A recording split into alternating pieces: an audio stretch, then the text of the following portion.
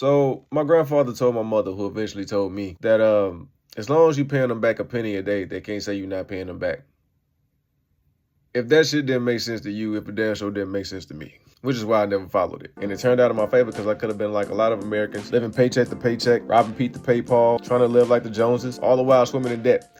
And I don't know how to swim, which is why I was very fortunate by following my instincts, but a lot of people aren't because they either don't know where to get started or how. But no worries, there's a book out there that can help you not stress and pull your hair out when it comes to this thing called debt. The book is called The Total Money Makeover by Dave Ramsey. For those of you who aren't familiar with Dave, he's a two-time millionaire pretty much that runs a daytime show, ironically called The Ramsey Show. But callers call in all the time seeking advice about, you guessed it, how to get out of debt. Now I say two times because the first time he pretty much did it the wrong way, over-leveraging himself with debt and real estate. Then the second time was doing it the quote-unquote correct way, following what he calls the 7 baby steps. From what I read and what I know, these 7 baby steps are pretty much straightforward, but it's not easy because the first 2 steps are the most difficult and time consuming. Reason being is because not only do you have to have the courage to look your debt in the face, but you also got to look in the mirror for the person who put them there. Logically speaking, that's easier said than done. But once you get past that, you can start with baby step number 1, which is save $1,000. Now this $1,000 is going to be your emergency fund. This is like your safety net for unexpected expenses, so it doesn't derail your progress. Now that $1,000 is not a credit card that you can use or a good check that you can write, as a Hail Mary in the last option. It is cold hard cash that you put to the side.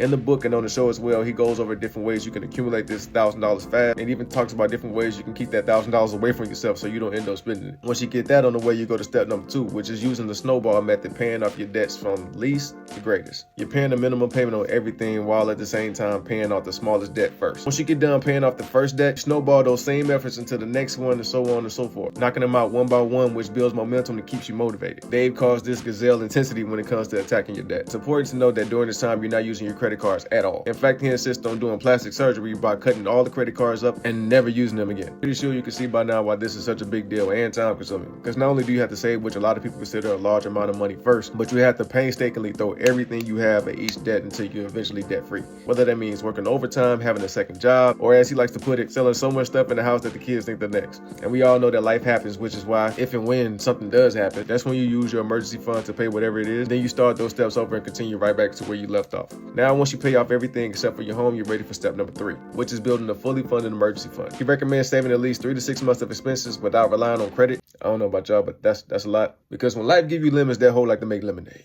Once you get past that, steps 4 through 7 is the easy part. Those steps focus on investing 15% of your income, paying off your mortgage, and giving generously because you have to live like no one else so you can live and give like no one else. Now, what I really like about the book is that he goes through different money myths that keep people stuck, like my grandfather in the beginning, and puts it against reality when it comes to financial independence. He also gives different stories throughout the book from different individuals, different families, and different walks of life about how they overcame their money struggles and how this book gave them back their life by being debt-free, which I share the same sentiment because who knows where I would have been had I just been paying a penny a day.